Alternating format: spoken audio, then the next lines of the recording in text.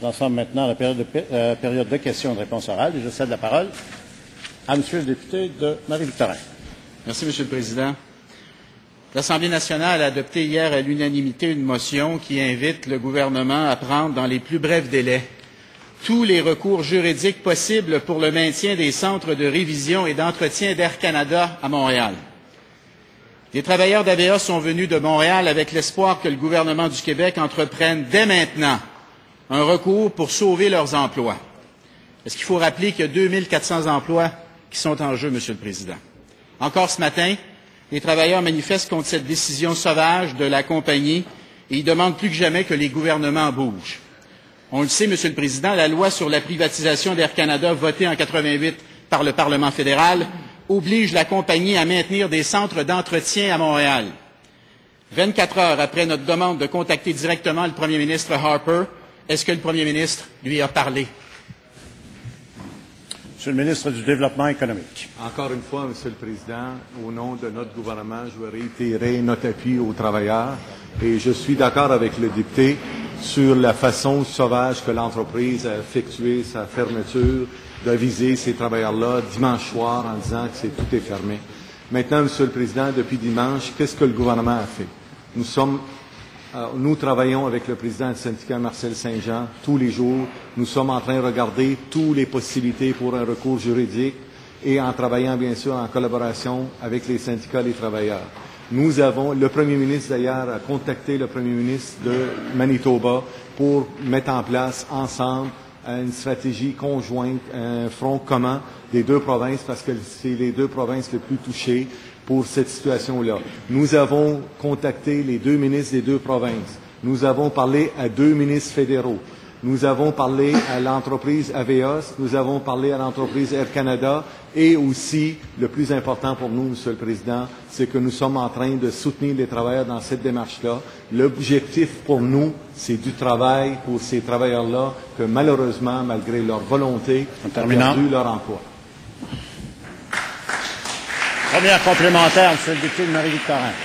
Monsieur le Président, en 88, le Québec a remporté une extraordinaire victoire, entre autres parce que le Premier ministre de l'époque s'en était occupé du dossier d'Air Canada. Là, il y a 2400 emplois qui sont en jeu. On nous apprend que le Premier ministre a appelé le Premier ministre du Manitoba. C'est pas le Premier ministre du Manitoba qu'on veut qu'il appelle, c'est le Premier ministre du Canada. Alors, on veut savoir, est-ce que le Premier ministre l'a appelé? S'il ne l'a pas appelé, est-ce qu'il va l'appeler?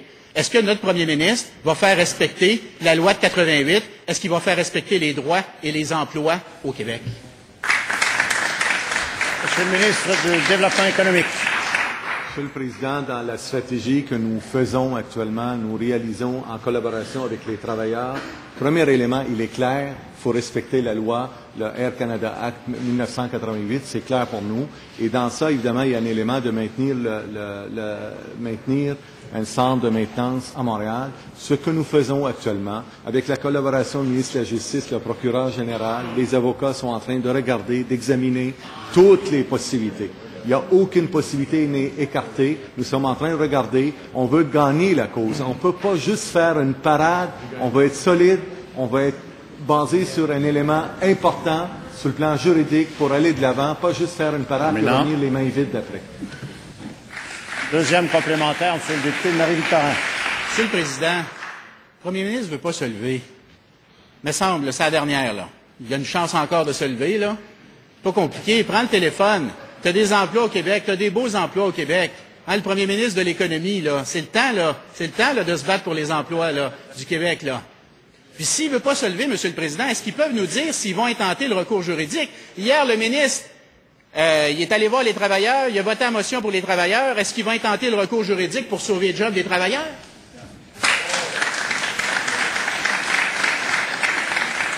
Monsieur le ministre du Développement économique, mais avant de vous céder la parole, je voudrais éviter qu'on commence à s'interpeller dans le champ. Monsieur le ministre du Développement économique. Monsieur le Président, d'abord, je veux le remercier et remercier le Parti québécois, reconnaître que notre Premier ministre, c'est le Premier ministre de l'économie. Bravo! Bravo!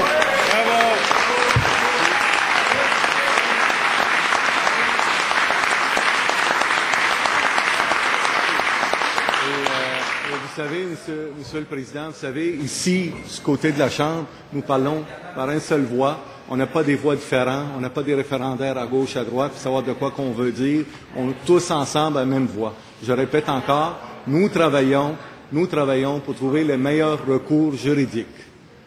Et nous, en même temps, Monsieur le Président, notre objectif, évidemment, c'est maintenir l'usine ouverte. Et ça aussi, nous travaillons là-dessus. Vous ne l'avez jamais demandé, ça en passant. En terminant. Mais nous, on est en avance, on travaille là-dessus aussi.